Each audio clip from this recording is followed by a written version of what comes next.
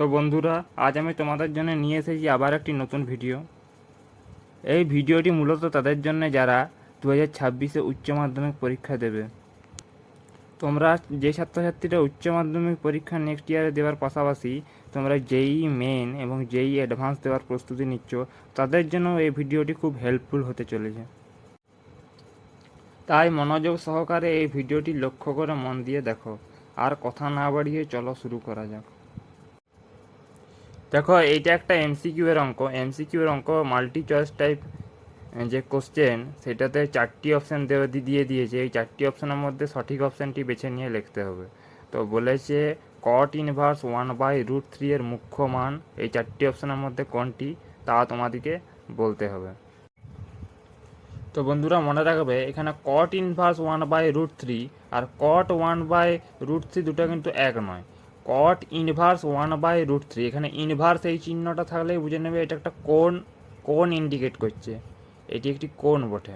আর কট কিছু দিয়ে থাকে, ধরো কট থিটা আছে। কট থিটা মানে হচ্ছে যে থিটা কোণের পরিপ্রেক্ষিতে যে ভূমি ও লম্বের অনুপাতটাই হচ্ছে কট থিটা। কিন্তু কট ইনভার্স 1/√3 মানে কটের কত কোণের মান, মানে কটের কত কোণ হলে সেটা 1/√3 হবে।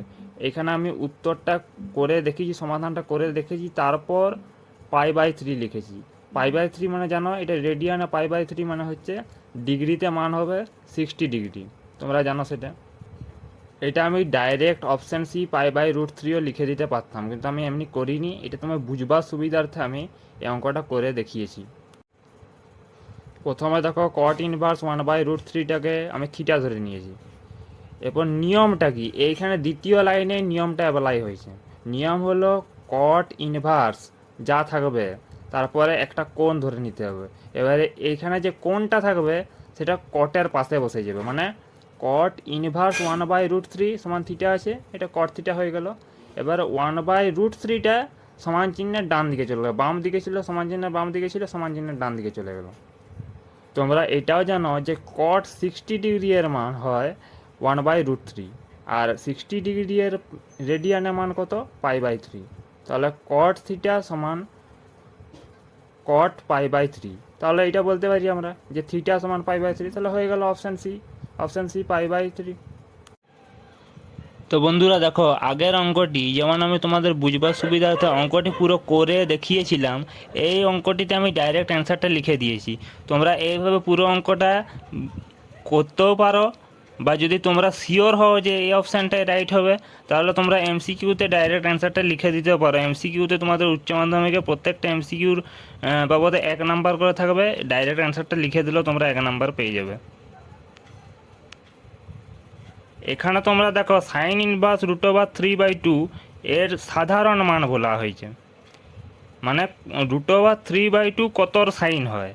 তোমরা সবাই জানো সাইন 60 ডিগ্রি মানে √3/2 হয়। 60 ডিগ্রি মানে সেটা রেডিয়ানের মান কত, 60 ডিগ্রি মানে রেডিয়ানের মান হচ্ছে π/3। তাহলে রাইট অ্যান্সার কি, রাইট অ্যান্সার ওটা অপশান সি, π/3। বন্ধুরা তোমরা দেখতে পাচ্ছ এই অঙ্কটি আগের দুটি অঙ্কের তুলনায় একটু বড়। আর যদি তোমরা জেইই মেন বা জেইই অ্যাডভান্সের জন্য প্রিপারেশন নিচ্ছ পরের বছর বা তার পরের বছর দেওয়ার জন্য, তাহলে আমি বলবো যে তোমাদের এই টাইপের অঙ্ক প্রথমে প্র্যাকটিস করা উচিত। এই টাইপের অঙ্ক তোমরা যদি করতে না পারো, তাহলে তোমাদের আরও প্রচুর প্র্যাকটিসের প্রয়োজন আছে।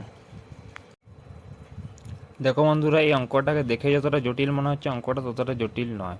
এই অঙ্কটার জন্য শুধু কী করতে হবে লক্ষ্য করে দেখো। প্রথমে tan inverse X plus 1/tan inverse x এটা নির্ণয় করতে হবে। তারপর সেটাকে 1/3 দিয়ে গুণ করে সেটা tan বের করলে এই 4টি অপশানের মধ্যে কোন অপশানটি হবে সেটা বেরিয়ে যাবে। তাহলে দেখো, tan inverse X plus 1/tan inverse X নির্ণয় করার জন্য আমি কি করেছি, tan inverse A plus tan inverse B এর সূত্রটা অ্যাপ্লাই করেছি। tan inverse A plus tan inverse B এর সূত্রটা কি, tan inverse A plus tan inverse B এর সূত্র হলো tan inverse A plus B divided by 1 minus A B. সূত্রটা অ্যাপ্লাই করে কি দেখা যাচ্ছে, দেখো সূত্রটা অ্যাপ্লাই করে দেখা যাচ্ছে যে যা বেরাচ্ছে ক্যালকুলেশন করে যা বেরাচ্ছে সেটাকে লব ও হর, মানে পি/কিউ আকার প্রকাশ করলে নিচে জিরো চলে আসছে, আর নিচে জিরো মানে হরে জিরো আসা মানে ভগ্নাংশের হর শূন্য মানে হওয়া জানো যে ওইটা ইনফিনিটি হয়ে যায়। এবার ইনফিনিটি মানে বলতে পারো যেটা ট্যান অসংজ্ঞাত। অসংজ্ঞাত মানে কিসের ট্যান অসংজ্ঞাত হয় সবাই জানো? 90 ডিগ্রি এর ট্যান এনজেড অসংজ্ঞাত হয়, 90 ডিগ্রি এর ট্যান হয় অসংজ্ঞাত, তোমরা ক্লাস 10-এ পড়েছো। এবার 90 ডিগ্রিকে রেডিয়ানের মান বের করতে হলে কী হবে? পাই/2, পাই/2 বেরিয়ে গেল। এবার এইটার 1/3 দিয়ে গুণ করলে এটাকে পাই/6 হচ্ছে। এবারে পাই/6 মানে ডিগ্রিতে কত? 30 ডিগ্রি, মানে ট্যান 30 ডিগ্রি মানে কত হয়? 1/√3। তাহলে ফাইনাল অ্যান্সার কত হলো? Option A 1/√3।